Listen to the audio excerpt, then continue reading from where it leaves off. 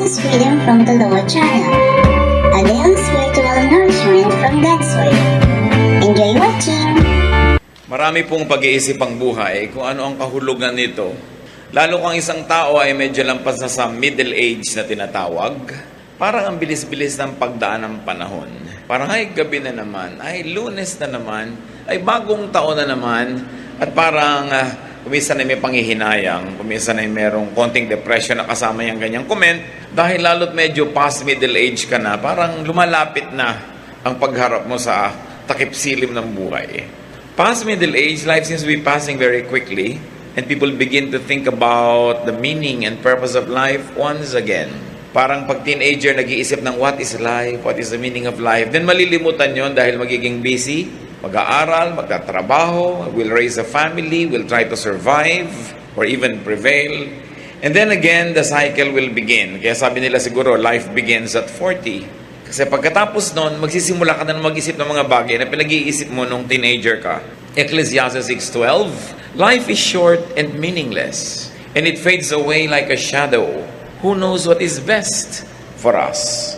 Kaya sa atin pong pag-aaral ngayon, itatanong natin, what is good to do in this short life? Maiksi naman talaga ang buhay. Pero hindi yan ang pag-iisip ng mga bata. Ang mga bata kasi ibang-iba pa yung pananaw. Lahat kasi sa kanila, future pa eh. Lahat ay iniisip pa, kailangan ko matapos mag-aral, kailangan ko magkatrabaho, magkaroon ng asawa, magkaroon ng anak, mamaya magkaroon ng apo. Pero pag nandun ang lahat yun, nag-iisip ka na namang, ano pa ngayon ang natira sa akin? Kaya kadalasan, pag mayroong konting edad na, nagiging sentimental, mapaghanap, gusto yung mga tao laging nandun, lahat ng anak dumating, dumalaw, kasi para bang nabibilang mo na ang mga privileged days mo in life. Pero kahit hindi ka pa dumarating sa middle age or lumalampas dito, dapat maaga pa lang pinag-iisip mo na what is good to do in this short life para walang maaksayang panahon. And what to do in this short life, especially in the second and final half of life. Kung mabubuhay ka ng 80, di 40, kalahati na. Kung 90, di 45. Kung 70, di 35. Kung 60, di 30. Kailan ba ang midlife ng isang tao? Hindi natin alam. Kaya dapat walang sinasayang na panahon. At yan ang gusto ng Diyos para sa atin, na huwag masayang ang ipinahihiram na sandali, na malubos natin at masulit ang panahong ipinahihiram sa atin.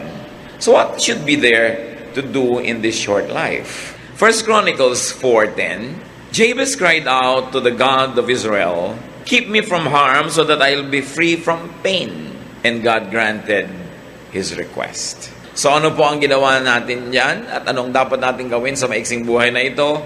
Minimize pain. Dapat paliitin natin, pakontiin, padaliin yung mga panahon na merong nararamdaman tayong masakit. More than physical pain, ang pinag-uusapan natin dito mga kapatid is emotional pain. Sasandali ang buhay. Halimbawa mo, 8 hours a day nakakatulog ka, di 1/3 of your life tulog ka. Kasi 1/3 of a day is 8 hours. So kung nabuhay ka ng 60 years, 20 years kang tulog. So ilan na lang oras ang natirang gising ka a day? Let's say, another 8 hours professionally, nagtatrabaho ka, may ginagawa ka, and then all the other 8 hours, so ka naliligo, naglalaba, gumagawa ng mga kung ano. Ilang oras talaga ang meron kang daladalang pain? Dapat iksian yan. We should minimize pain. And what brings about pain in life? Conflict. We should minimize conflict. Yung meron kang kalaban, meron kang kainitan ng ulo, meron kang kakumpetensya, alangan namang araw-araw sa iyong buhay. Alagaan mo na may ganon. So pag may conflict, what should you do? You harmonize or you avoid. May conflict ka sa iyong biyanan, alangan namang buong buhay may conflict ka. Alangan mang habang nandyan siya, nandun ka, may conflict kayo. Gusto mo bang gano'n ang buhay? So what should you do? You harmonize or you avoid. Hindi mo talaga ma-avoid, kailangan bumukod ka ng tirahan, lumayo ka ng konti. Pero mas maganda, harmonize. Pag-aralan mo yung mga hilig niya, yung gusto niya, sakyan mo na lang, hindi mo na kamamatay. Ganon din naman yung biyanan sa manugang, yung kapatid sa kapatid. Kasi ang hirap ng buhay natin pag may conflict. Meron naman mga tao, wala nang conflict, lumilikha pa ng conflict. Nangiintriga, gumagawa ng gulo, naghaharap ng kalaban. Then pain comes into your life. Another bringer of pain is trouble, awayan. Siyempre, yung conflict, pag lumaki, trouble na. What should you do, therefore? In this short life, make peace. Yun ay tinuturo ng Panginoon make peace. Sandali ka lang mabubuhay, uubusin mo pa sa trouble, pwede ka naman gumawa ng paraan para maging peaceful ang iyong buhay. Sa peace naman, dalawa lang yan manalo ka o magpatalo ka para may peace. Lagi kayo nagko-conflict mag-asawa, hindi ka naman manalo, magpatalo ka. Kasi kung talo ka na, wala nang labanan.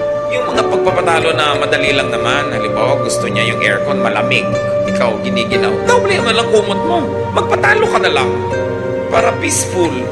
Pero kung mananalo ka, di manalo ka, syempre gusto rin naman niya siyang manalo. Lalo sa pag-ibig, hindi mo dapat goal manalo. Dahil sa tunay na pagmamahalan, pareho lang kayong bihag ng isa't isa. Dapat ganun para tahimik ang buhay. What else brings trouble in life? Struggle, pakikipag-compete, pakikipagpagalingan. Lahat ng tao may kanya-kanyang galing. Hindi mo pwedeng halimbawa madaig ang isang tao doon sa area ng galing niya, sa area mo naman, iba ka, hindi kanya madadaig. Okay, mag-contest in the same field because one will lose, one will win. Operate in your field of giftedness. So, pag may struggle, you win or you lose. Ganun din yun. What else brings trouble in life? Friction. Magkakamag-anak lahat yung pinag-uusapan natin. Laging may friction kayo ng hipag mo, may friction kayo ng employee, ng employer.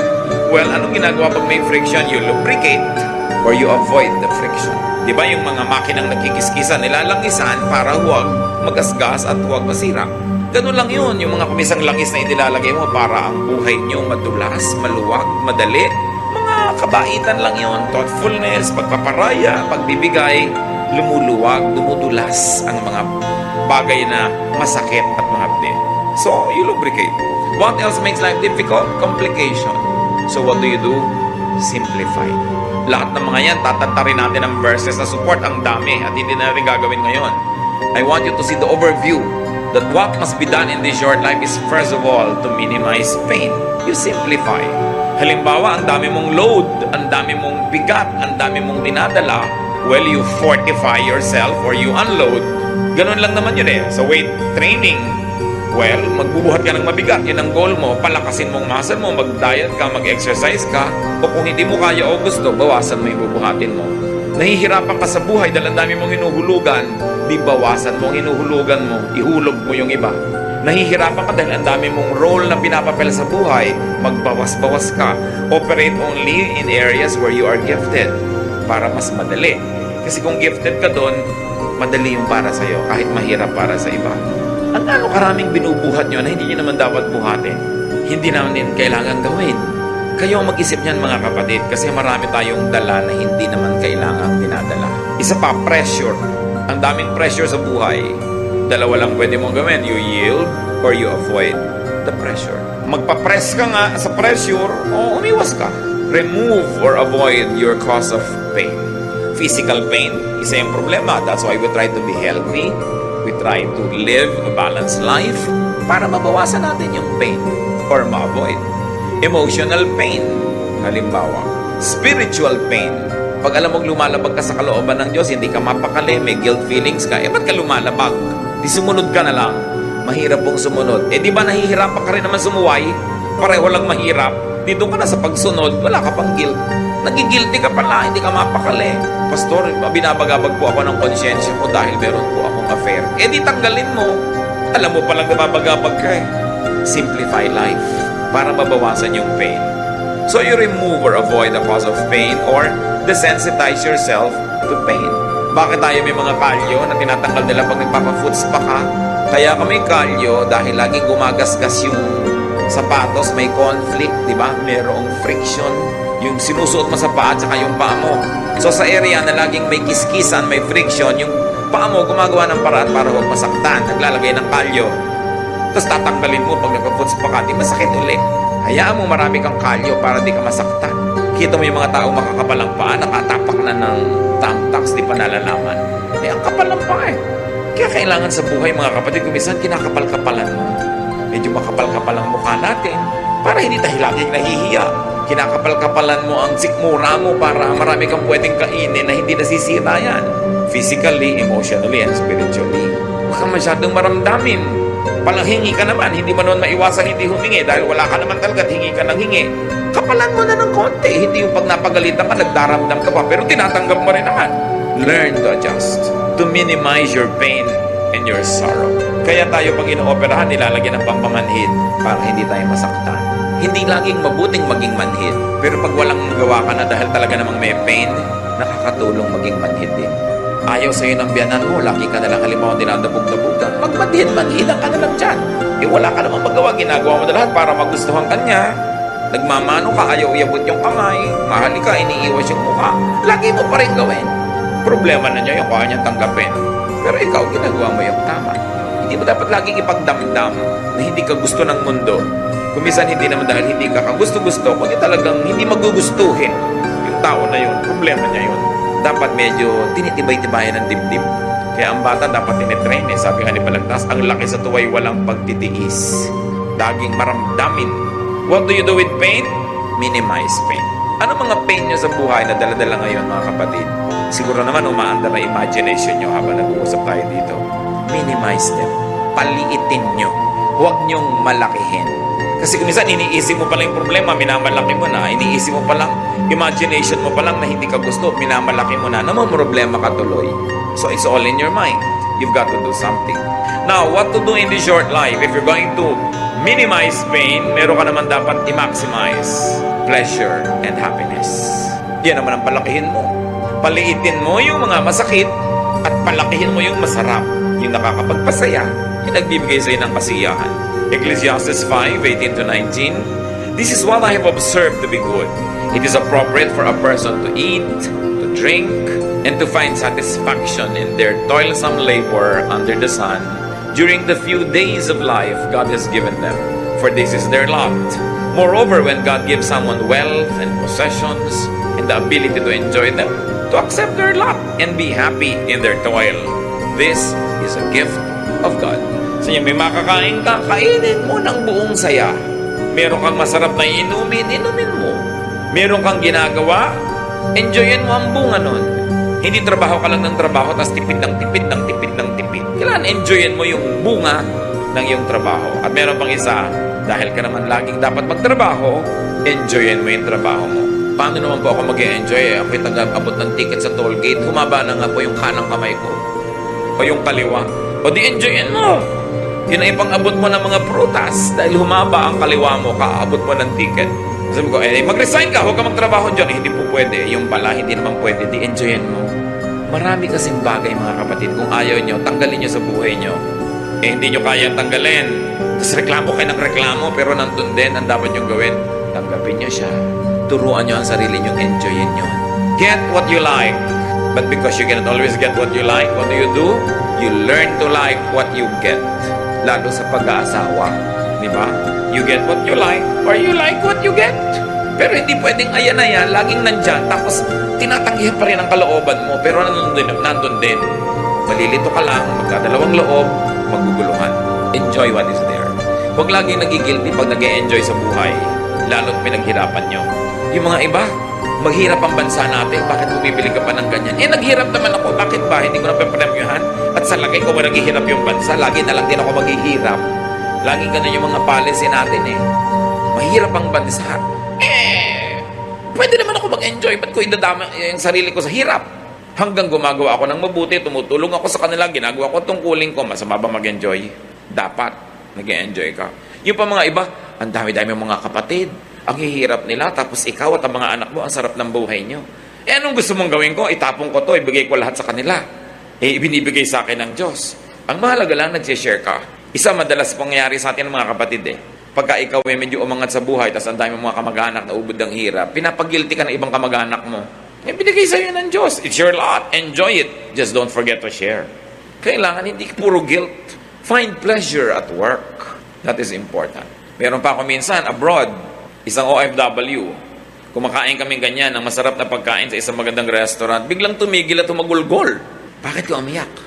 Ang sarap-sarap po na kinakain natin dito, tapos yung mga kamag-anak ko po sa Pilipinas, walang makakain. Ipadala mo dun yan. Gusto mo?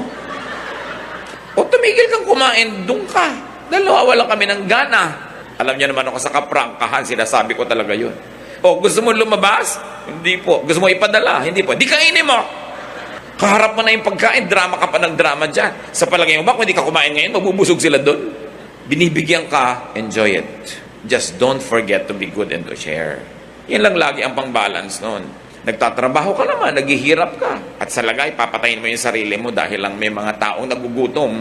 Kailangan marunong ka nun kasi ang Diyos, binibigyan ka ng grasya. Pag binigyan ka, gusto niya, enjoyan mo eh. Ikinatutuwa yan ng Diyos. Sabi sa Ecclesiastes 5:18, to find satisfaction in their toilsome labor. This is what people should do.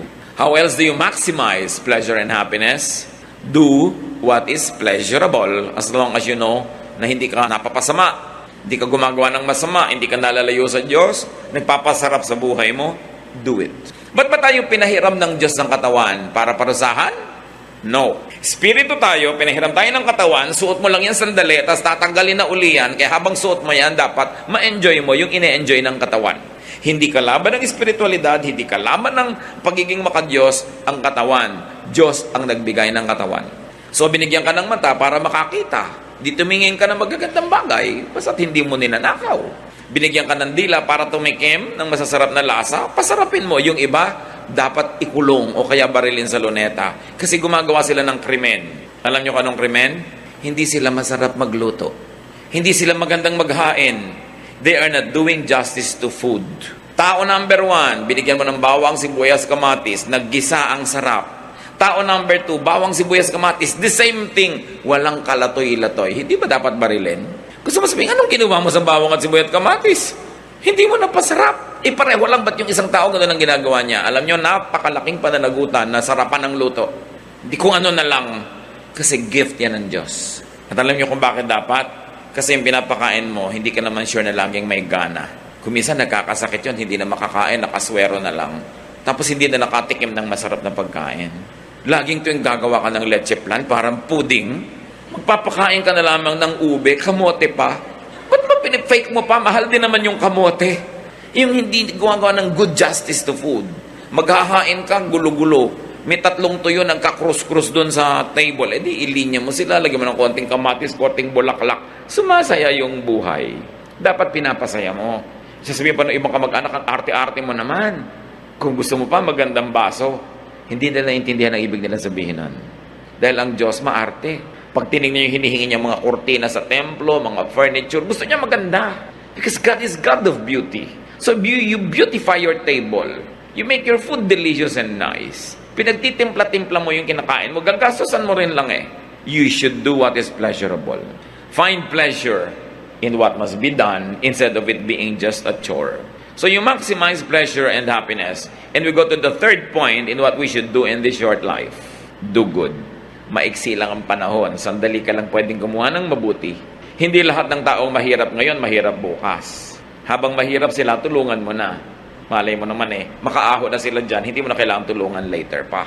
Yung kailangan mong tulungan, tulungan mo na ngayon kasi hindi naman laging mangangailangan yan. Sabi na nga nila, people need help in the beginning and at the end.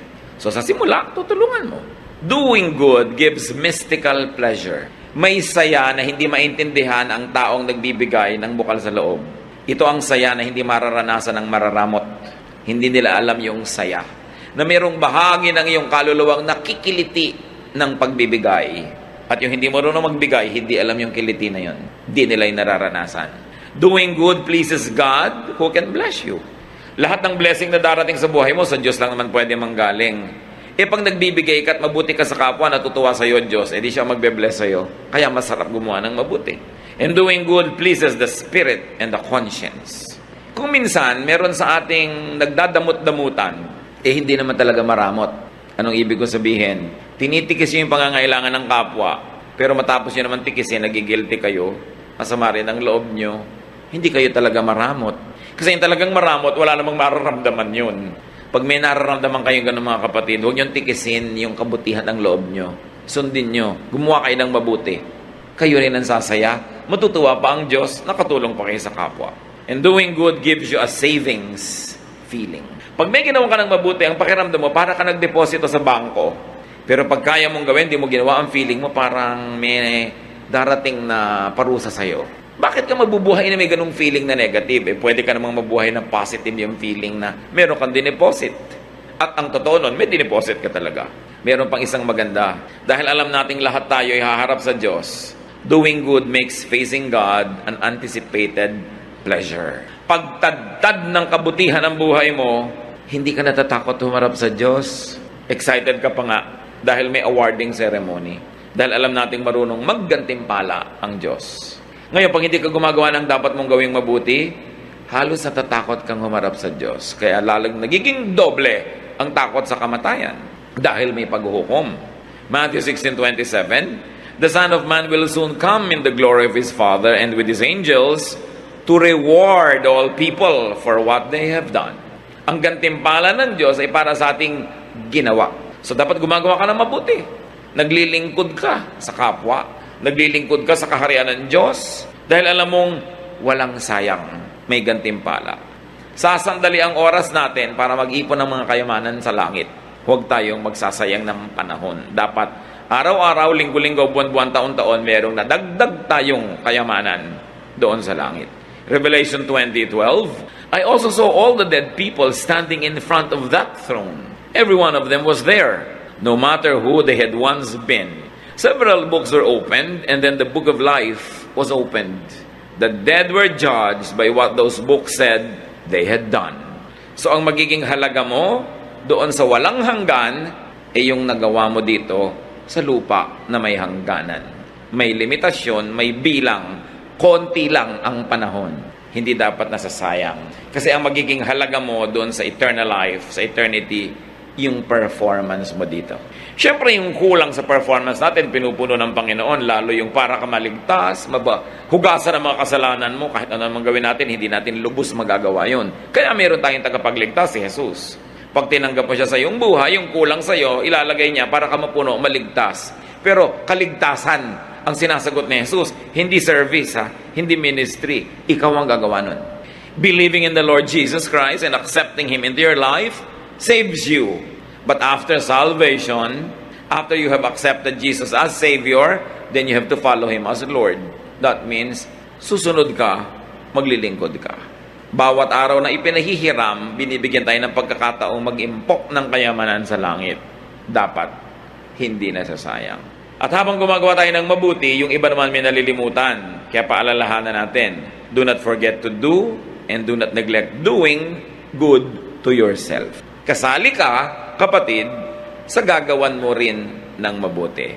Yung iba ang buti-buting anak, ibinigay na lahat sa magulang. Ang buti-buting kapatid, ibinigay lahat sa kapatid. Pero pag tiningnan mo siya, mukha siyang naghihingalong tipaklong kasi hindi siya kumakain ng masarap, hindi siya nagbibihis ng maganda, wala na siyang fun, wala siyang pasyal. Hindi yon. Dahil ang sabi sa Mark 12:31, love others as much as you love yourself. So what is the presumption here? That you love yourself. And it's not bad. God likes you to love yourself. Because you are not your own. You are God's. You were bought at a price. So, you are God's property and you must love all of God's properties, including yourself. Yung iba, minamasama nila pag mahal mo ang iyong sarili. Hindi. Ang sabi ni Lord, mahalin mo ang kapwa mo, gaya rin ang pagmamahal mo sa sarili mo. In other words, okay lang sa Diyos as gusto niyang mahalin mo ang sarili mo. Kaya lang, mahalin mo rin yung iba. Tulad ng pagmamahal mo sa sarili mo, hindi sarili mo lang. Yun ang point. Hindi sinasabi sa ating huwag mong mahalin ang sarili mo at iba lang. Sabi niya, mahalin mo sila gaya ng pagmamahal mo sa sarili mo. Dahil nakakatiyak ang Panginoon na kung susundin natin yon, mabuti tayong magmamahal ng kapwa. Dahil mabuti naman tayong magmahal ng sarili. So malaking crime not to love yourself. Because when you don't love yourself, you have no love in you, and you cannot give what you do not have. Love others, but love yourself also. Isa pa pong kinakatakutan lagi ng mga tao, anong mangyayari kaya kinabukasan? Anong mangyayari sa future? Marami yan, mahilig magtanong, naku, pastor, malapit na yata magunaw ang mundo, bumabaha na po sa ano. Luma na yan, mas malaki yung baha ni Noah.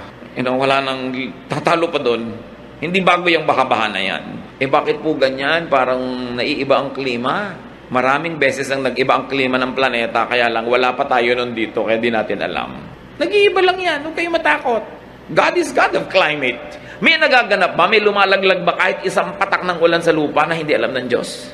na hindi niya pinayagan. Tumabingi na daw yung mundo. Tumabingi na ngayon nung Noah's flood, kaya nagkaroon ng season. Kaya magpatiwa-tiwarik yung mga nasa Australia nga, nasa ilalim, hindi pa rin sila nalalaglag. Marami tayong mga pinoproblema na hindi naman natin dapat problema kasi hindi tayo Diyos. Naku, paano po kaya ang global warming? Diyos ka ba? Hindi po, huwag mong pakialaman. Magtipid ka ng kagagamit mo ng aircon, huwag kang magbutasin yung ozone layer, have an environment-loving lifestyle, yun ang pwede mong gawin. Pero hindi mo kayang pigiling matunaw yung mga bundok-bundok na yelo sa North Pole. Paano kung lumubog ang mga mabababang lugar? Di tumira ka sa ibabaw ng Mount Mayon. Alam niyo kung bakit napakarami ngayong taong nasasalanta ng mga baha?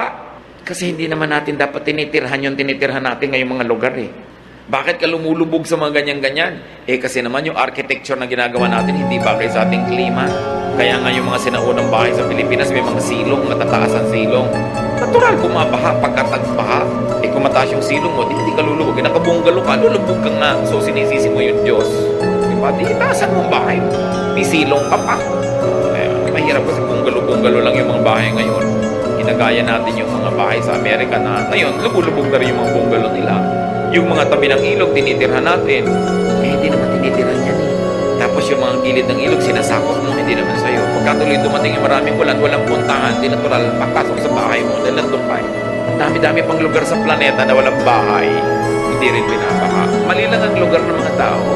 Kaya dapat yan, iniisip natin, okay, takot sa mga ganyan. Because God is God. At kung gusto ba niyang ilubog ang lahat, tulad nun, hindi ba binuhay niya si Noah?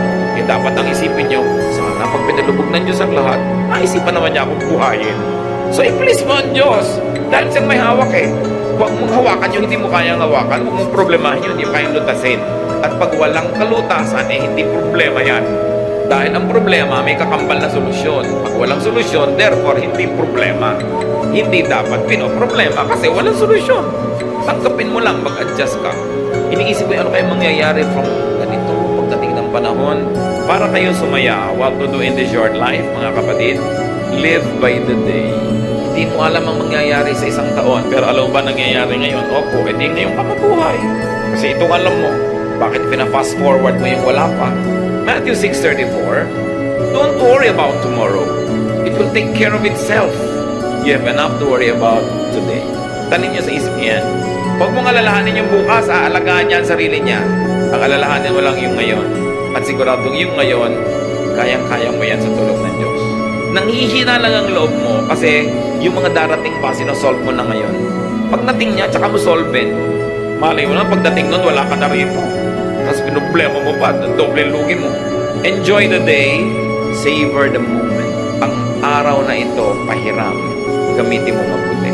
Yung nakaraan, kahapon, kumbaga sa pera, nagastos na yon, wala na.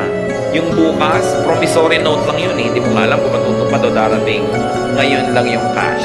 Spend it. Enjoy it. Huwag mo rin sobrang isave kasi yung gastos mo bukas, bibigyan ng Diyos ng panibagong budget. Binudgetan ka ngayon, di mo ginastos. Nilaan mo bukas. Bukas may iba na naman budget yun Because the blessing of the Lord is new every morning. It's new, hindi siya kulang. Kung minsan, you're playing too safe, so para ka rin magtipid, hindi ka na nag-enjoy. Although, mabuti naman nagsisave ka kahit paano. Kaya dapat binabalance mga kapatid. Dapat alam mo rin how to enjoy the day. Kasi ang araw na ito, pag hindi nyo na-enjoy, hindi na ito babalik kahit anong gawin nyo. Tapos na to. So habang narito, lasapin. Bukas, may panibagong grasya. Bukas, nandun pa rin ang Diyos. Napakaganda ng inilaan ng Panginoon para sa atin. Sabi, no eye has seen, no ear has heard, no mind has conceived what God has prepared for those who love Him. Ibig sabihin, papaganda na papaganda yan, hindi pa pangit. Huwag masyadong magpatakot sa mga nananakot lagi. Ang mahalaga, please God, trust God, enjoy the moment, do good. And another thing, brothers and sisters, don't always hurry. Huwag kayong lagi nagmamadali. Pag lagi ka kasi nagmamadali, nakakalimutan mo nang lasapin yung ganda ng ngayon Okay, natapos mo nga lahat ng gagawin mo. Mauubusan ka ba naman ng gagawin? Di ba? Hindi naman. Hindi naman yan ang uubos.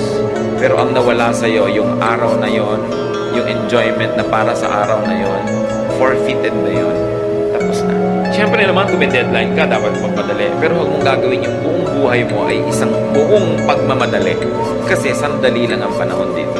Dapat marunong din mag-pacing. How do you enjoy the day, brothers and sisters? Don't live on rewind or fast forward. Huwag kayong magpatali sa nakaraan. Tapos na yun eh.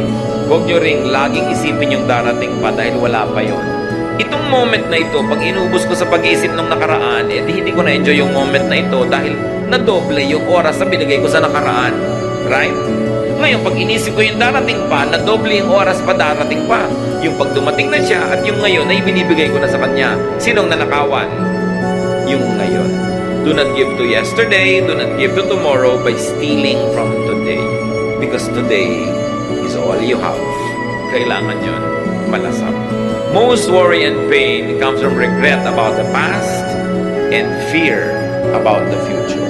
Both things will never help you.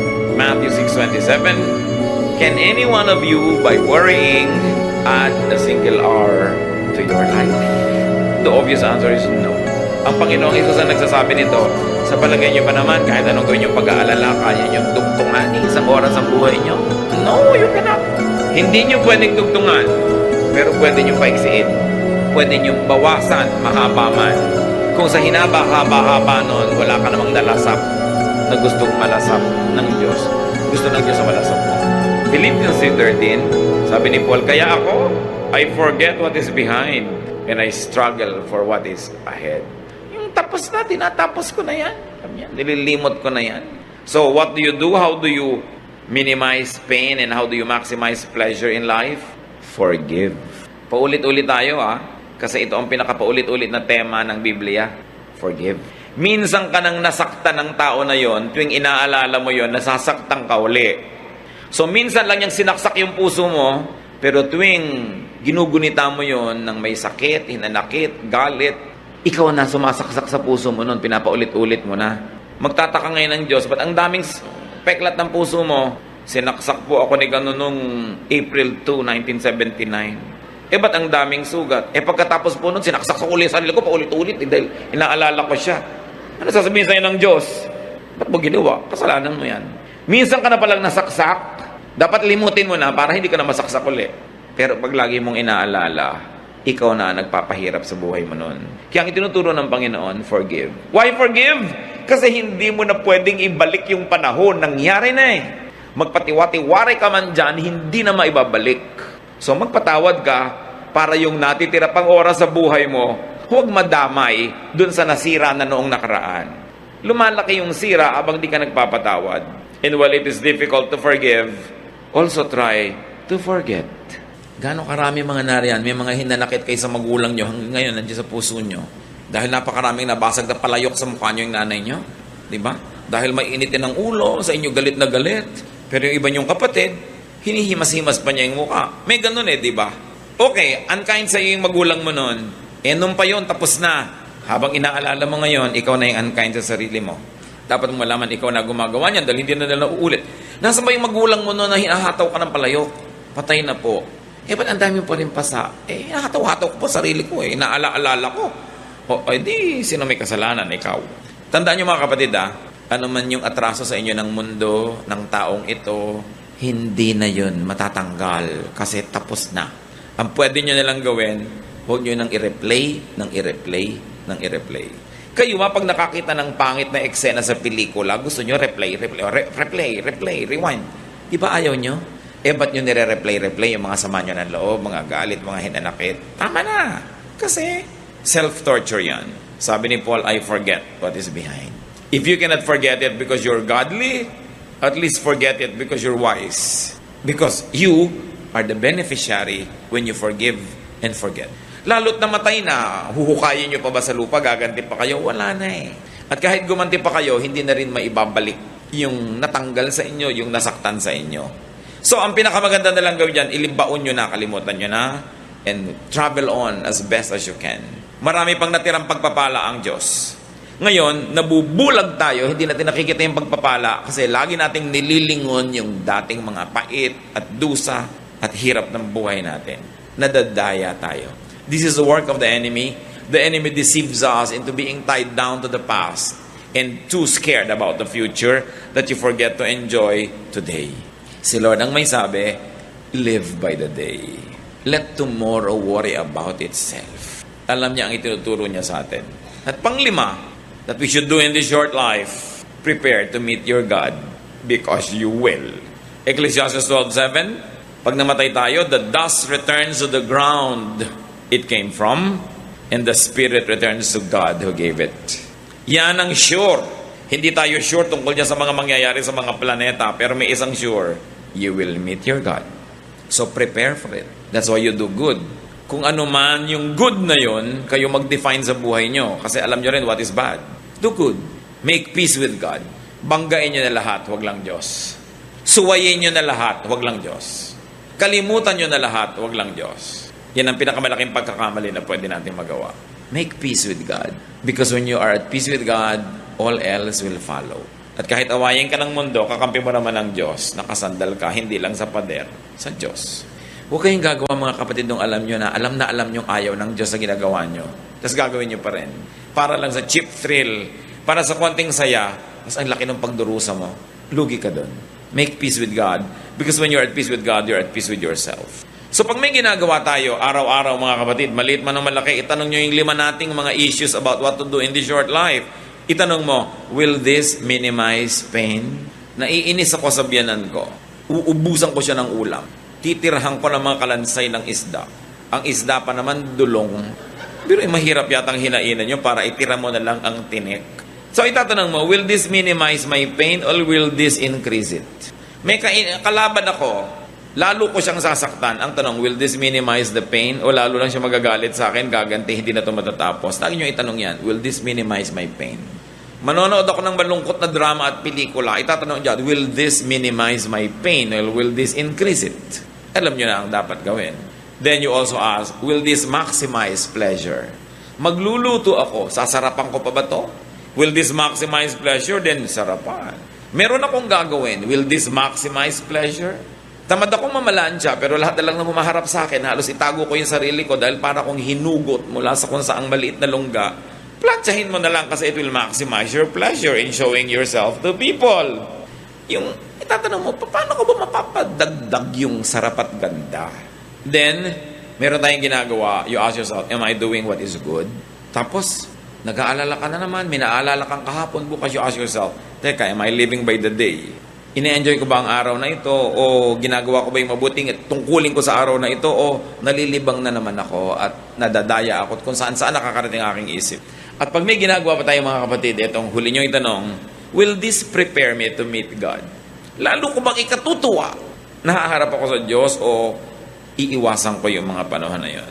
What causes pain in your life? Konti lang pong pain sa buhay ang hindi natin pwedeng iwasan. Marami nga dyan, self-inflicted. Isipin natin lahat yun. Sabi sa Desiderata, strive to be happy. Pagsikapan mong sumaya.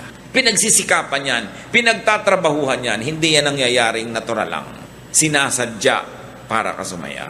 Mga naghahanap ng partner sa buhay, yung mga sinyong qualified pa, yung may partner na manahimik kayo dyan, like what you get. Naghahanap kayo ng partner in life, nagtatanong-tanongan kayo, ano bang hahanapin kong mga qualities? Diba? Isang quality ang sasuggest ko sa inyo, piliin nyo yung nagpapasaya sa inyo. Kahit walang masyadong pera, masaya naman kayo. Nadibubulag yung iba sa pera, pero kung hindi ka naman masaya, ayaw mo na ugali niya. Para siyang bato pagkatabi mo. Masaya ka ba nun? Pipili kayo na makakasama sa lakaran, sino ba yung masayang kasama? Magsasama ka nung killjoy, magsasama ka nung pintasera. Wala, masisira lang araw mo. Eto ngayon, isa rin tong factor sa pagpili. Mapapasaya ko ba siya? Baka iba hinahanap eh. Hindi ikaw yun. Hindi mo siya mapapasaya. Kahit napapasaya ka niya, pag hindi mo siya napasaya, mauubos din yung pagpapasaya niya sa'yo. Siyempre, alam ka namang hindi maubos. Kasi palitan yan eh. So sa pagpili, bigyan nyo ng malaking halaga yung masaya ba kayo sa taong ito. Hindi yun, ako nag-aaral yan dentistry, sa dami ng bubunutin niyang ngipin, ako kikita tayo. Hindi yun. Kasi kahit naman siya mahirap ngayon, hindi mo alam kung yayaman din yan eh. Yung mayaman, hindi ka naman sure kung maghihirap yan. So hindi yun ang pagbabasihan mo. Hindi rin yung itsura. Malay nyo, huwag naman mangyari, nabusan ng kumukulong mantika. Naging mukhang parang chicharong bulaklak yung dating mukhang orchid niyang kutis. Eh kung yun lang yung kasiyahan mo, di nawala na. Pero yung ugali, madilim at maliwanag, yung ugali pareho yon. Kaya na po, sasaya ba ako sa ugali niya? At kung ngayon pa lang, meron kayong boyfriend, girlfriend, hindi naman kayo masaya sa ugali. At mukha namang walang senyales na magbabago ito. mag-isip-isip kayo. Alangan namang ubusin nyo ang isang buhay na ang kasama nyo, hindi kayo masaya. Iniisip yon. Sino ang magandang kasama? At maganda ba kayong kasama? Masaya ba kayong kasama? Alam nyo, dalawang bagay ang mahalaga sa buhay. Tanggalin natin yung mga religious kung ano-anong baggage. Dalawa, dapat, masaya at dapat magaan. Pag masaya kayo, magaan ang loob nyo, kahit daganan kayo ng bundok-bundok na problema, you will survive. At yun, nasa ugali. Tiyakin din natin yung ugali natin, ini-improve natin na tayo yung magaan kasama at masayang kasama. It is a ministry. Sa palagay nyo, ang Panginoong Jesus, bakit ang mga makasalanan, yung mga kung ang hilig sa kanyang sumama? Kasi kahit hindi siya nagko-compromise, kahit yung tama, laging tama, mali, laging mali, pero magaan siya magdala. Hindi siya nakakasakal. Masarap siyang kasama. That's why he was a friend of sinners. Dapat gano'n din ang ating policy. Kano karami pang araw, oras, linggo natitira sa atin mga kapatid na ipapahiram ng Diyos? Kung may nasayang na tayong marami nun, tigilan na natin yon. Let's maximize our happiness. Let's maximize the happiness of people around us. Maging agent of peace and happiness tayo. And let's minimize our sorrows. Kama namin, turuan mo kami maging marunong. Ma-identify namin yung nagpapalungkot na pwede namin alisin, nagpapahirap na pwedeng bawasan o buong-buong bunutin sa buhay namin. Malaman namin kung ano yung mga nagpapasaya, nagpapagaan, yun ang aming paramihin pa. Turuan mo kaming laging gumawa ng mabuti, makipagkasundo sa iyo at maging handa sa pagharap namin sa inyo.